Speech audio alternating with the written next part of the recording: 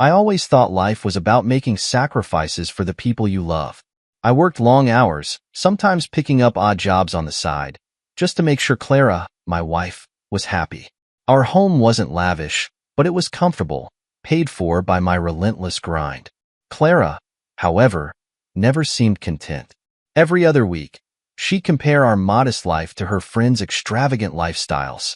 The women she surrounded herself with, high maintenance and social media obsessed, lived in a world far removed from mine. I'd come home to Clara scrolling through her phone, her face lit up with envy at someone else's vacation photos or luxury purchases. "Why can't we have things like this?" she'd ask, not even looking up as I set my work bag down. I tried to reassure her. "We'll get there, Clara. These things take time." But my words were never enough. To her, I was just a man with good intentions but no results. The tension simmered daily. She'd nag me about money as if I wasn't doing enough, though I was already stretched thin. "Thomas just bought Lisa a new car," she mentioned one evening, her tone sharp. "You don't even think about things like that." It stung. I thought about it constantly, about how to give her more, about how to make her feel proud of the life we had. But Clara didn't see that. Still, I kept my head down, enduring her jabs. I told myself it was just a phase, that her dissatisfaction stemmed from stress. After all, marriage wasn't supposed to be easy.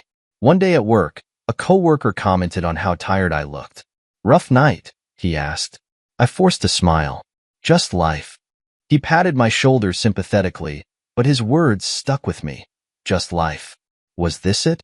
Working myself into exhaustion for a wife who barely looked at me anymore, much less appreciated me? Even with all the strain, I still loved Clara. I'd catch glimpses of the woman I married, the one who used to laugh at my bad jokes and hold my hand during long walks. Those memories kept me going. But the cracks in our marriage were widening, and I couldn't patch them up alone. That night, as Clara sat scrolling on her phone, I asked, "Are you happy, Clara?" She looked at me, surprised. "What kind of question is that?" "A serious one," I said. "Are you happy with this life?" "With me?" She hesitated before responding, "I just wish things were different. I wish we had more." Her words hung in the air, heavy with unspoken meaning. I went to bed that night feeling more defeated than ever. But deep down, I knew something had to change. Clara deserved the life she wanted, but I also deserved a partner who valued the life we had. As I lay awake staring at the ceiling, a single thought crossed my mind. This can't go on forever. It was an ordinary Tuesday when my life changed in a way I couldn't have imagined. I was sitting at the kitchen table, going over bills and figuring out how to stretch our already tight budget when I noticed the thick envelope in the pile of mail. The return address was a law office, and my name was printed neatly on the front. Curious, I tore it open and began reading. "Dear Mr. Adrian Clark, we are pleased to inform you that you have been named the sole beneficiary of the late Mr. Henry Clark's estate." The words blurred for a moment as I processed what I was reading. My grandfather, who I hadn't seen since I was a teenager, had left me something.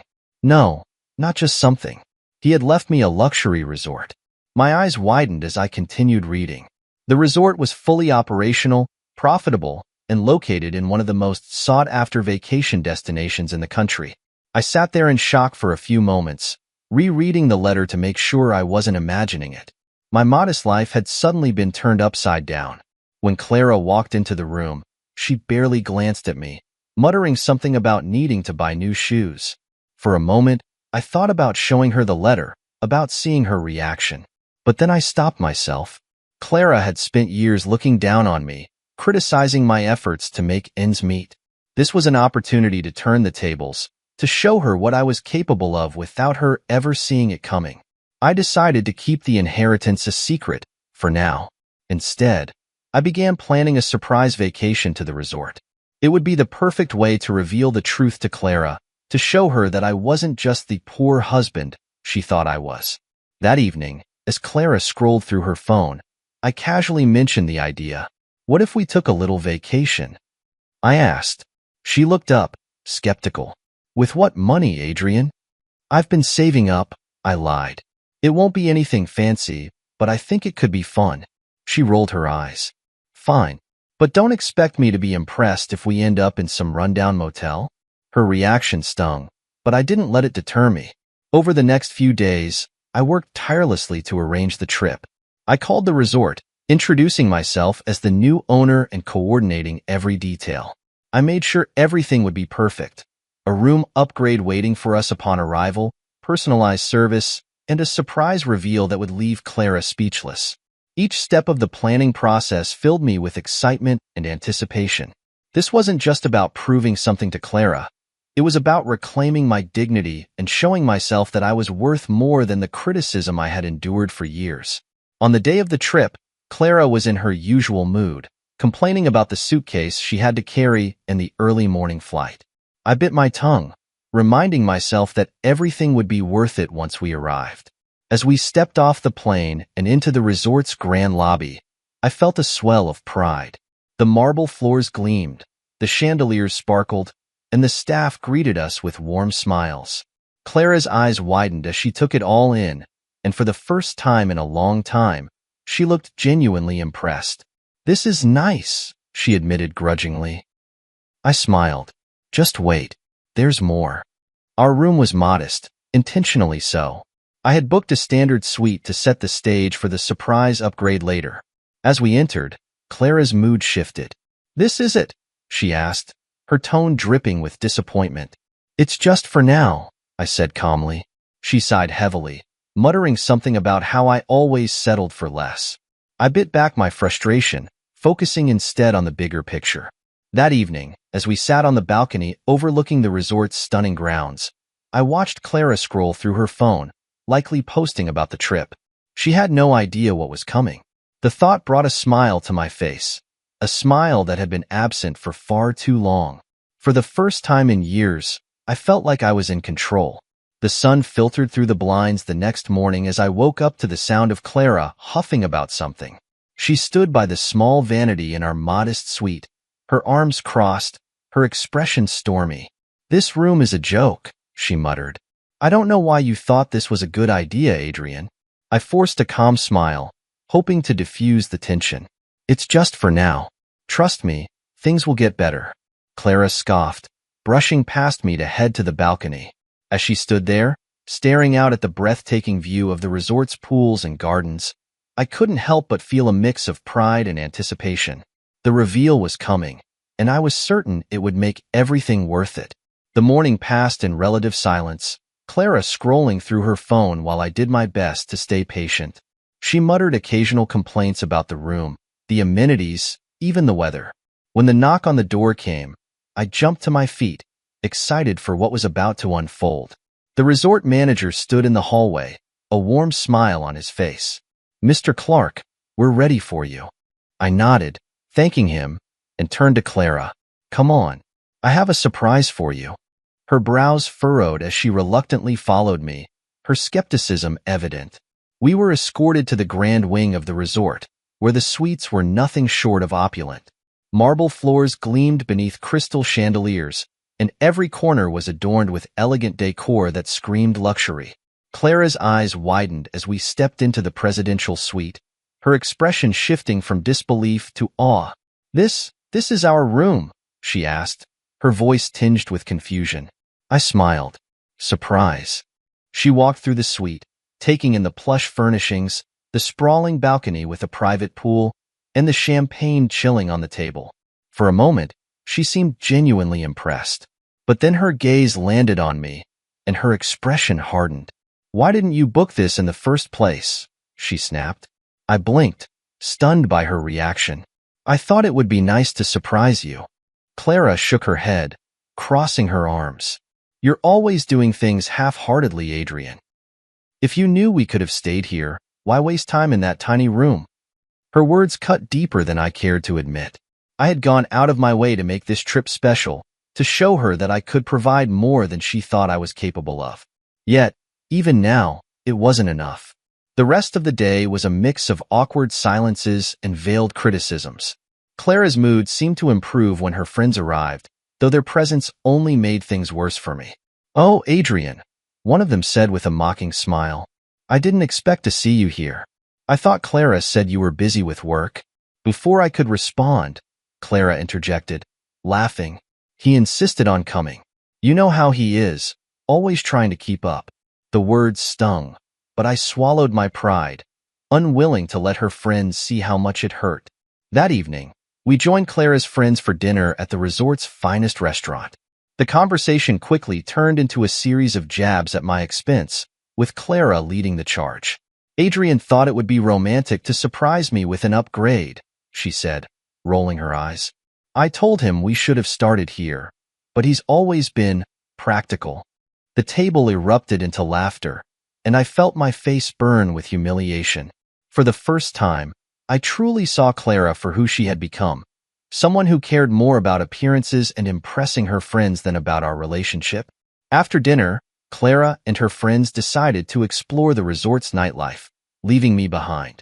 I returned to the suite, sitting alone on the balcony as I replayed the events of the day in my mind. I had hoped this trip would bring us closer, that it would show Clara the lengths I was willing to go to make her happy. Instead, it felt like I was on the outside looking in, watching as she distanced herself further. As the night wore on, I made a decision.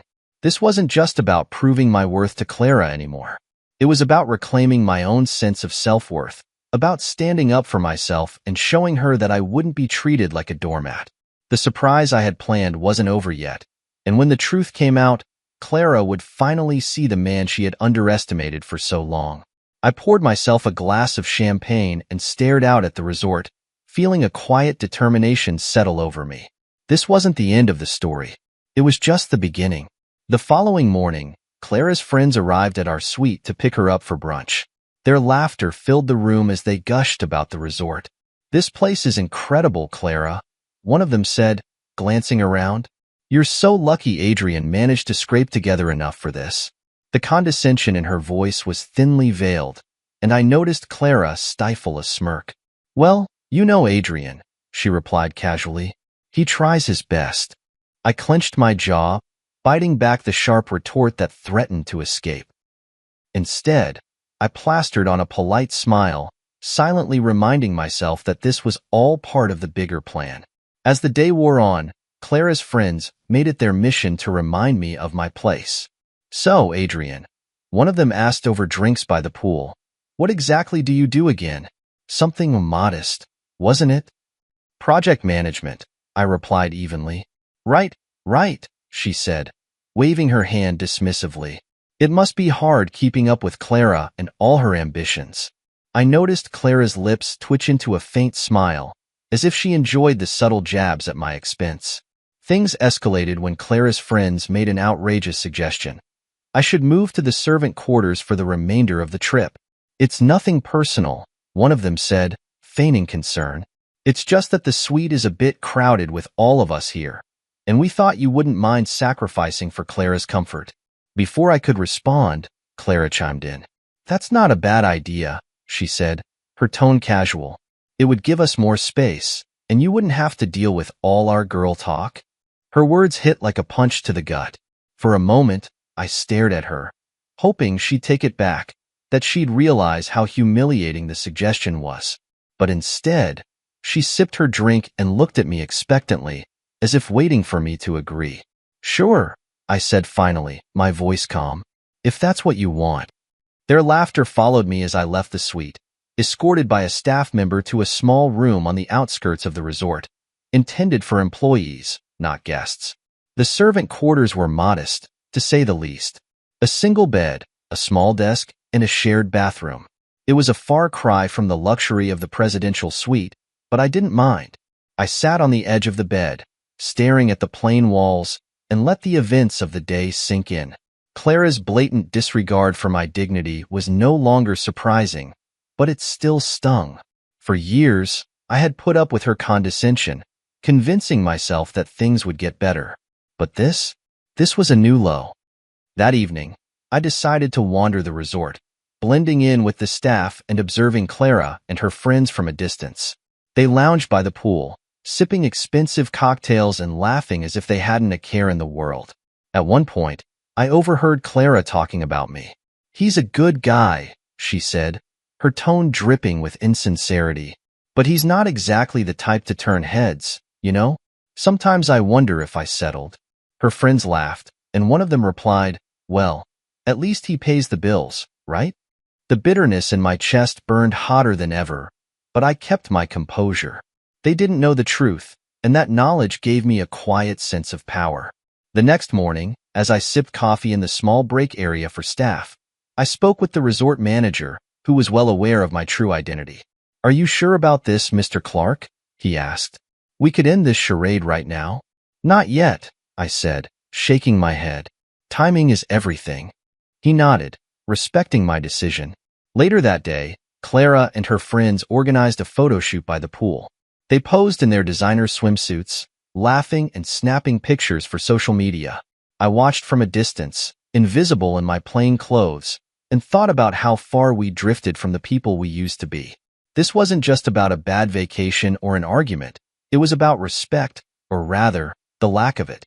Clara had shown me who she truly was, and I was finally ready to face that truth. As the day drew to a close, I returned to the servant quarters and sat down to draft the final steps of my plan. The time for humiliation was over. Tomorrow, Clara and her friends would learn exactly who they had been mocking, and the fallout would be one for the ages.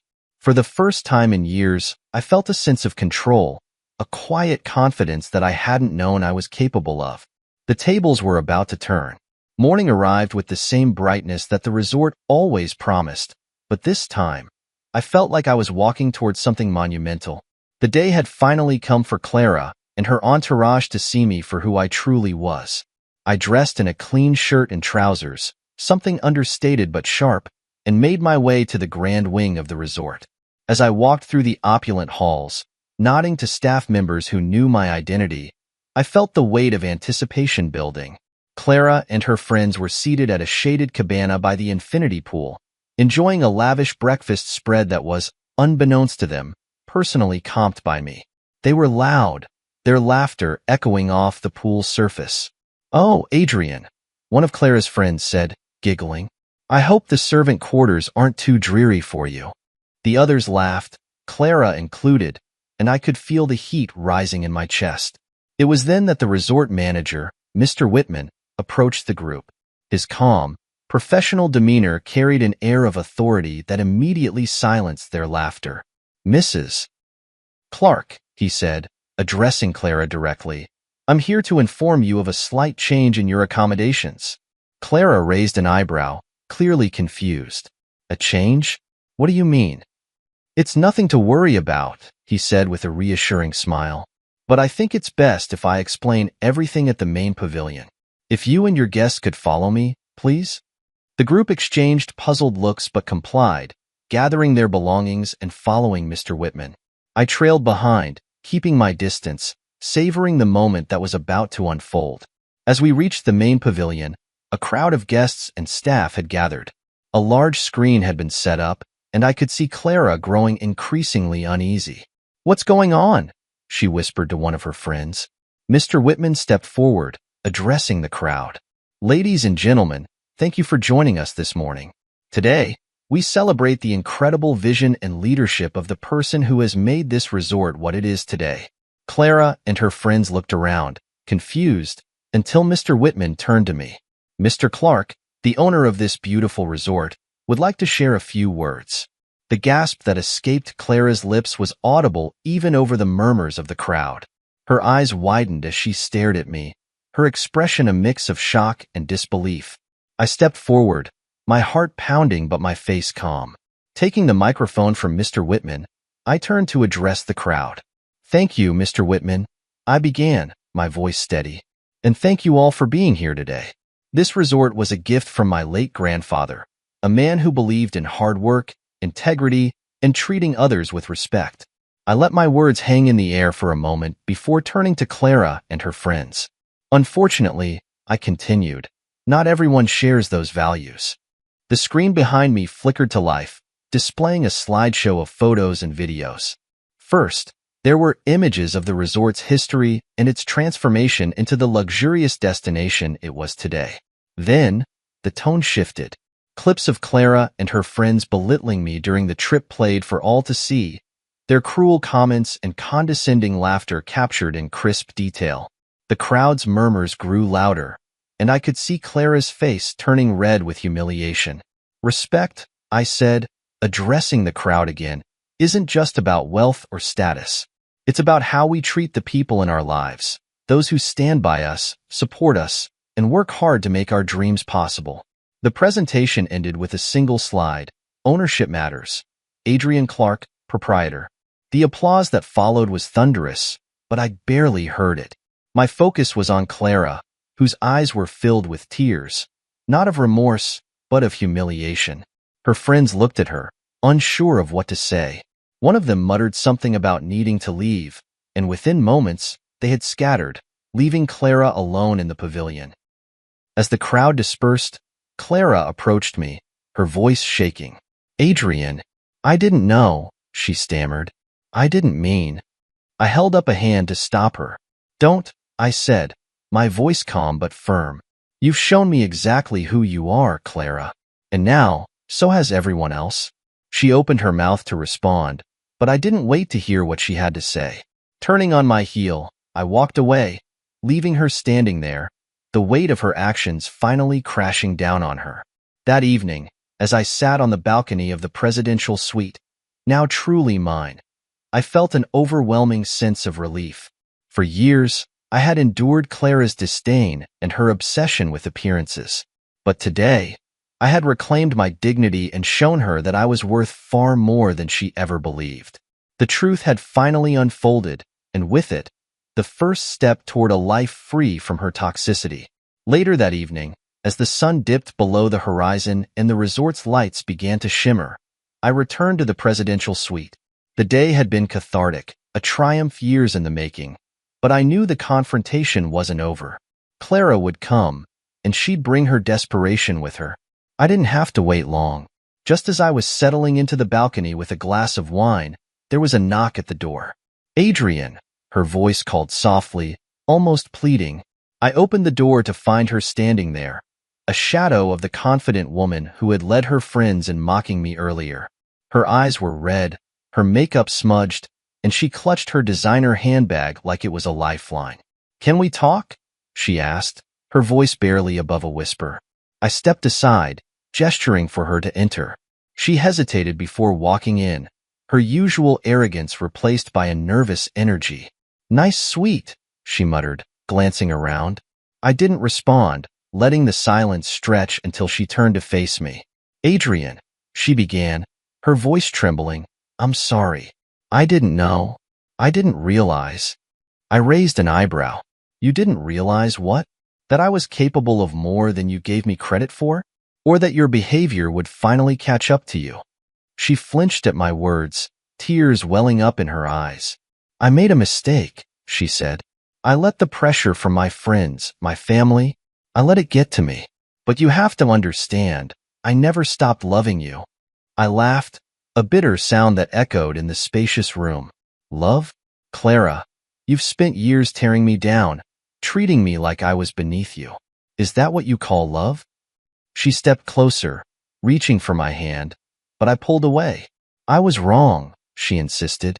"I see that now. Please, Adrian, we can fix this. I'll change, I promise." Her words were desperate, but I could see through them. This wasn't about love or regret. It was about damage control.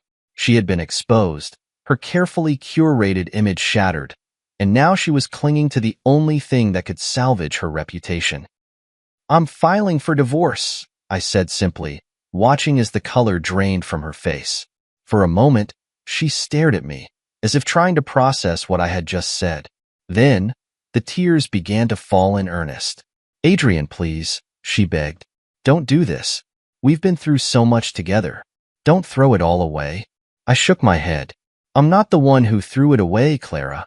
You did that when you let your friends mock me, when you laughed at me, when you decided that my worth was tied to how much money I made or how well I fit into your world." Her shoulders shook as she sobbed, but I felt no pity. "I gave you everything I could," I continued, my voice steady. "I worked hard. I put up with your insults, your nagging, your friends' cruelty. And for what? So you could humiliate me at every turn? So you could make me feel like I wasn't enough?" She dropped to her knees, clutching my hand. I'll do anything, Adrian.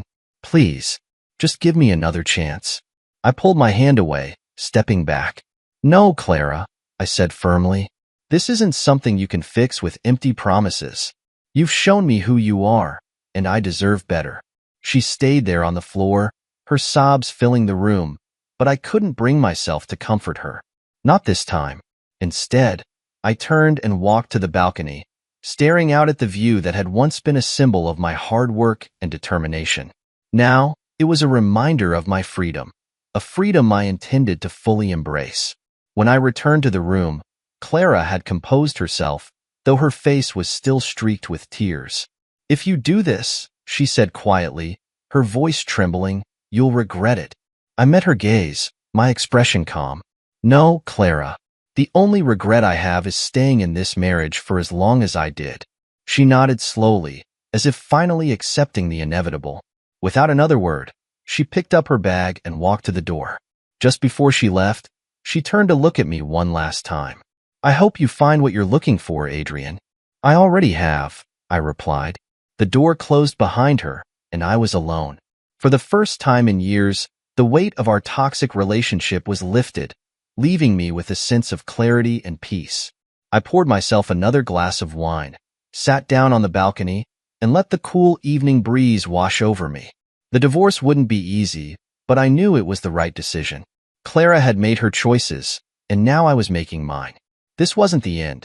It was the beginning of a new chapter, one where I could finally prioritize my own happiness. The morning after Clara walked out of the presidential suite was strangely quiet. I had half expected her to return, armed with more tears, empty apologies, or perhaps even threats, but the silence was unbroken. It felt like the calm after a storm, a brief moment to collect myself before taking the final steps to end this chapter of my life. I sat on the balcony, sipping my coffee as the resort slowly came alive. The staff greeted me warmly, their demeanor a stark contrast to the contempt I'd endured from Clara and her friends. Here, I was respected, appreciated, a feeling I hadn't experienced in my own marriage for years. By midday, I was on the phone with my lawyer, explaining everything that had transpired. It's time, I told him. I'm filing for divorce. No delays, no settlements beyond what's fair. She's not getting a cent more than she deserves. He assured me that the process would be swift, given the evidence of her behavior and the humiliation she had caused. I felt a weight lift as we finalized the paperwork, the first tangible step toward reclaiming my life. Returning to the suite, I began packing Clara's belongings. Each item felt like a remnant of the person she used to be, the woman I had loved, the woman who had once supported my dreams and shared my ambitions. Somewhere along the way, that woman had been replaced by someone I barely recognized, someone consumed by status and appearances. I placed her things neatly in a suitcase, resisting the urge to toss them haphazardly. This wasn't about revenge or pettiness. It was about closure. Later that evening, I returned to the resort's main office, where the manager, Mr. Whitman, greeted me with a knowing smile. "Everything is ready, Mr. Clark," he said. "The locks have been changed, and your ownership documents have been secured. The resort is entirely under your control." "Thank you, Whitman," I replied. "I appreciate everything you've done." As I left the office, I felt a renewed sense of purpose. This resort, once just a symbol of my inheritance, had become a testament to my resilience, a reminder that I was capable of more than Clara had ever given me credit for. That night, as I sat alone in the suite, Clara called. Her name lit up my phone screen, but I didn't answer. She called again, and then again, leaving a string of voicemails that ranged from tearful apologies to veiled accusations. "Adrian, I know I messed up," one message began, her voice trembling. "But we've been through so much together. You can't just throw it all away." In another, her tone was sharper. "You think you're better than me now? Don't forget who stood by you when no one else did." I deleted each message without listening to the end. Her words no longer had power over me. The next morning, Clara showed up at the suite, banging on the door. "Adrian," she shouted, "open the door. We need to talk." I didn't move, watching her through the peephole. Her face was a mix of anger and desperation, a reflection of the person she had become. When it became clear that I wasn't going to answer, she finally left, muttering curses under her breath. By the end of the day, the divorce papers were delivered to her. I made sure they were sent with all the necessary documentation, leaving no room for negotiation or delay. When I received confirmation that she had signed them, a sense of finality washed over me. It was done. The ties that had bound me to Clara, to her cruelty and her disdain, were severed. That evening, I returned to the balcony, looking out at the resort's sparkling lights. For the first time in years, I felt at peace. The final break had been made, and there was no turning back.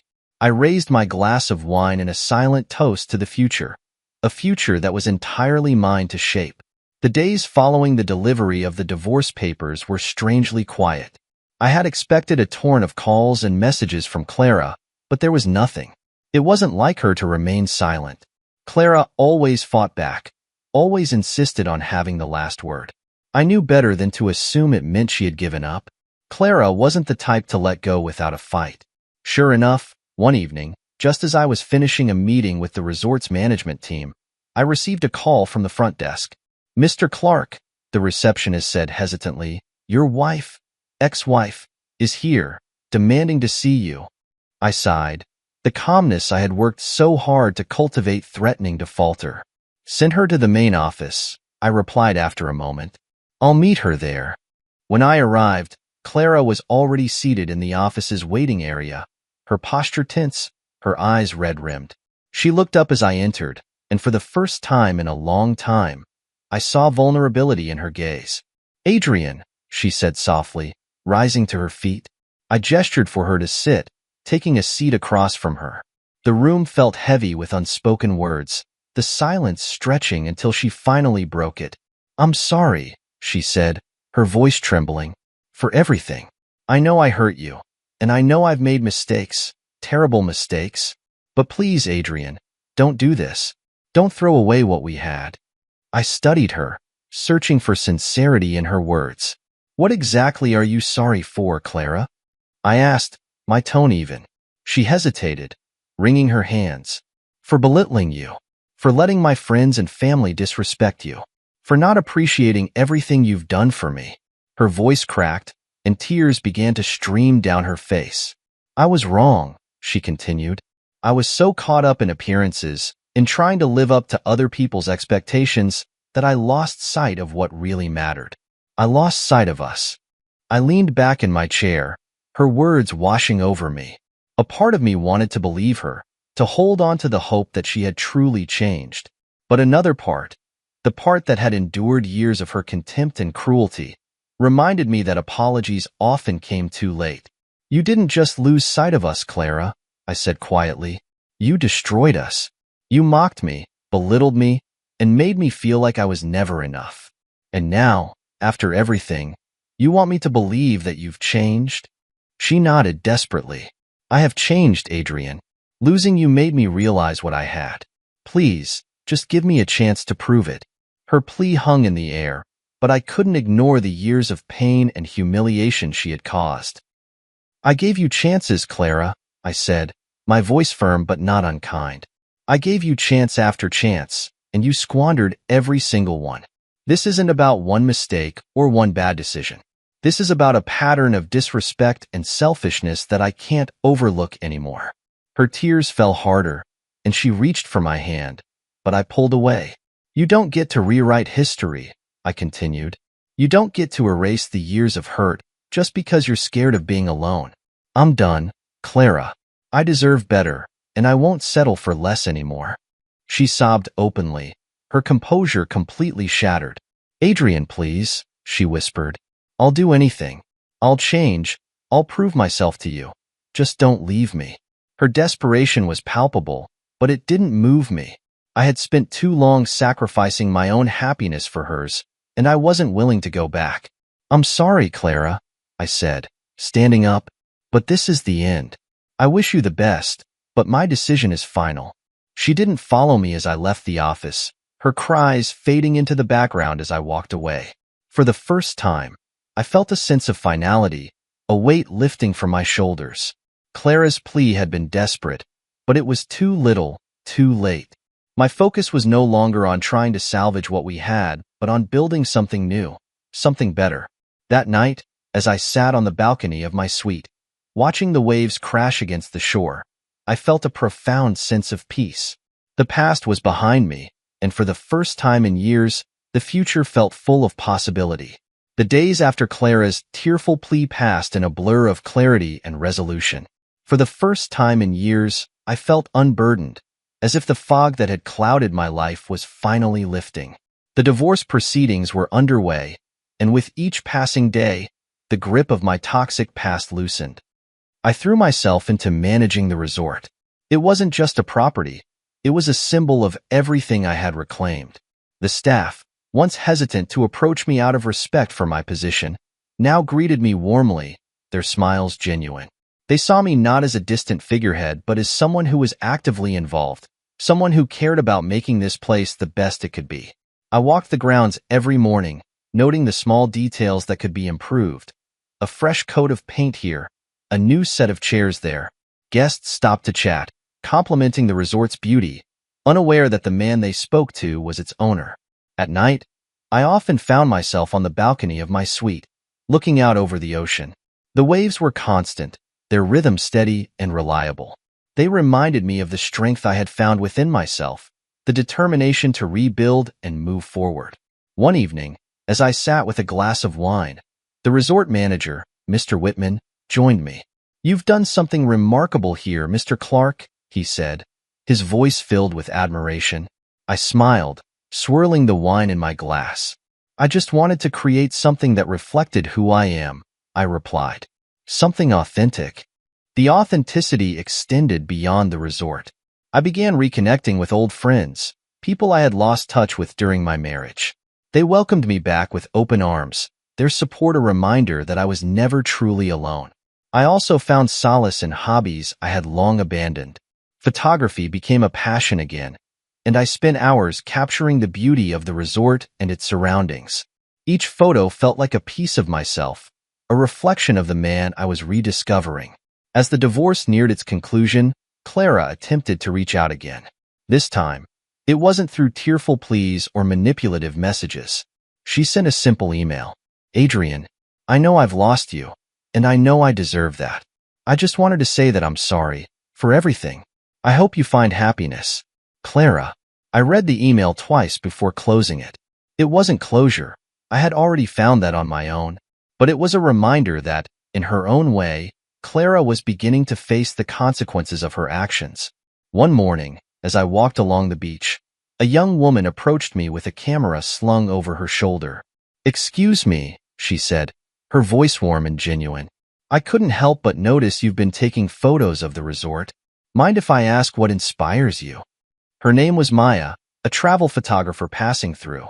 Our conversation flowed effortlessly, her curiosity and kindness a stark contrast to the judgment and condescension I had endured for years. Over the weeks that followed, Maya and I crossed paths often. She had a way of seeing the world that was infectious, her laughter lightening the weight I didn't realize I still carried. One evening, as we watched the sunset together, she asked about my past. "I've been through a lot," I admitted. "But I've learned that sometimes the hardest endings lead to the best beginnings." She nodded, her eyes reflecting the fading sunlight. "Sounds like you've found your way back to yourself." I had. For the first time in years, I felt whole. The resort was thriving, my friendships were stronger than ever, and I was rediscovering parts of myself I thought I had lost. Maya's presence was a reminder that life could be kind, that not everyone sought to take advantage of others. Whether our connection was fleeting or something more, I didn't know. But I was content to let it unfold naturally, without the pressure of expectations. As the final papers came through, marking the official end of my marriage, I felt nothing but relief. The chapter with Clara was closed, and I was ready to write the next one. That evening, as I stood on the balcony with Maya by my side, the ocean stretching endlessly before us, I realized how far I had come. The scars of the past hadn't disappeared, but they no longer defined me. I had built something stronger, something better, a life rooted in authenticity, resilience, and hope. A year had passed since I had signed the final papers, officially severing the last tie to Clara and the life we once shared. I stood on the balcony of my suite, the familiar crash of the ocean waves below grounding me in the present. The resort had grown into more than just a business. It was a sanctuary, a testament to resilience and self-worth. The resort's success had surpassed even my wildest expectations. It was now a destination renowned for its elegance and exceptional service. Guests often complimented the personal touch they felt, though few knew the owner was walking the grounds every day, ensuring the small details were perfect. This evening, the sunset painted the horizon in shades of gold and pink, casting a warm glow over the water. I held a glass of wine in my hand, the reflections of the past year coming unbidden, not with regret, but with a quiet sense of accomplishment. When I thought about Clara now, it wasn't with anger or bitterness. She had been a part of my life, a chapter filled with lessons I wouldn't trade for anything. Her actions had pushed me to the brink, but they had also forced me to find strength I didn't know I had. I realized that without the humiliation, the betrayals, and the toxic cycle we had been trapped in, I might never have reached this place. Clara had taught me the importance of boundaries, self-respect, and the need to never settle for less than I deserved. The scars of those years hadn't disappeared, but they had faded, becoming a part of the tapestry that made up my life. They were reminders of what I had endured and how far I had come. Maya's voice pulled me from my thoughts.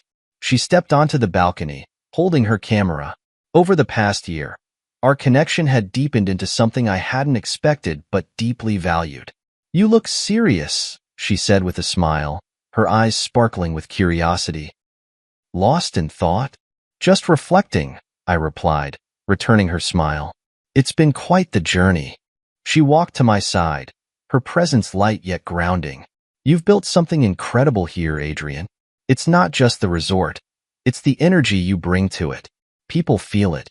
Her words touched me, not because I sought validation, but because they echoed what I had come to believe about myself. "Thank you," I said, "but it wasn't just me. This place is a reflection of the people who've supported me, the lessons I've learned, and the life I've chosen to live." She nodded, taking a photo of the sunset before turning the camera on me. "Smile," she said teasingly.